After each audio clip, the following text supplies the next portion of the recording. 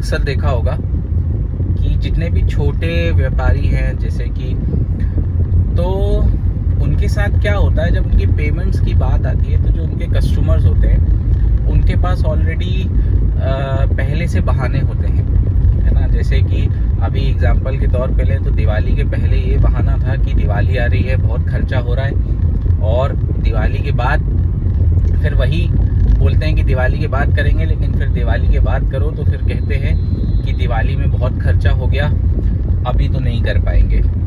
लेकिन कोई ये नहीं समझता कि हमारी भी तो दिवाली है भाई। आपकी ये छोटी छोटी पेमेंट की रोलिंग के कारण ही तो हम सरवाइव कर पा रहे हैं। बिजनेस सबको मालूम होगा कि जितना शुरुआत में मतलब स्टार्टिंग में जितना प्रॉफिट ओरिएंटेड नहीं होता है, उससे ज़्यादा रोलिंग ओरिएंटेड होता है।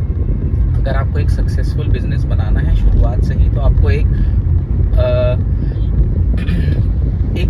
बेहतर रोलिंग आपको कैश की या लिक्विडिटी की बनानी पड़ेगी, तब जाके आप सक्सेसफुल हो पाएंगे। लेकिन वो ऐसे फेस्टिवल्स और ये चीज़ों के कारण एकदम हैम्पर हो जाती हैं। खासकर भारत में अभी आपने देखा होगा दशहरा था, दशहरा के ठीक कुछ दिन बाद दिवाली थी, तो ये जो 2 से 3 महीने का जो पीरियड है ये बहुत हैम्पर करता है। अच्छा, हमेशा कुछ ना कुछ बहाने सबके रहते हैं। कभी किसी का कुछ मान लीजिए कि कोई बीमार पड़ गया, हॉस्पिटलाइज्ड हो गया, किसी के यहाँ दिवाली आ गई, लेकिन कोई ये नहीं समझता कि हमको भी तो ज़रूरत रहती है, हमारी भी तो दिवाली है, या हमारे यहाँ भी ये अनफोर्स इमरजेंसी आ सकती है। हम काम क्यों कर रहे हैं at the end of the day? इसलिए कर रहे हैं ना कि हम भी अच्छे से रहें। लेकिन एज अ बिजनेस ओनर आपको सबके एडजस्टमेंट्स करने पड़ते हैं, चाहे वो आपके कस्टमर्स हों, चाहे आपके वो स्टाफ हों। कोई आपकी जगह नहीं आता आपको वो स्ट्रगल्स में साथ देने के लिए, आपको खुद को ही लड़ना रहता है। मैं बहुत अच्छे से जानता हूँ कि जितने भी जो व्यापारी हैं वो कैसे फिर मैनेज करते होंगे।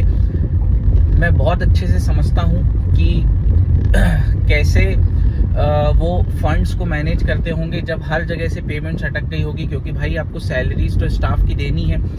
सैलरी मतलब आपका स्टाफ तो आप पे ही डिपेंडेंट है, तो आपको उनकी सैलरी तो देनी ही पड़ेगी। आपको अगर आप एक रेंटेड बिल्डिंग में हैं तो आपको वहाँ पर रेंट भी देना ही पड़ेगा। ऐसा तो है नहीं कि आप बगैर रेंट दिए आप वहाँ पे सरवाइव कर लेंगे। आपको बिजली का बिल भी देना पड़ेगा। आपको मालूम होगा कि जितने भी ड्यू डेट्स हैं उसमें 10 डेज का पीरियड होता है, लेकिन यहाँ पर कस्टमर्स के साथ कोई ऐसा वो नहीं है 10 दिन। मान लीजिए कि अगर आप बिजली का बिल नहीं चुका पाए, आपके घर में कोई एडमिट है, तो बिजली वाले आके आपकी बिजली काट देंगे, वो ये नहीं सोचेंगे। लेकिन हमको सारी चीज़ें एडजस्ट करनी पड़ती हैं।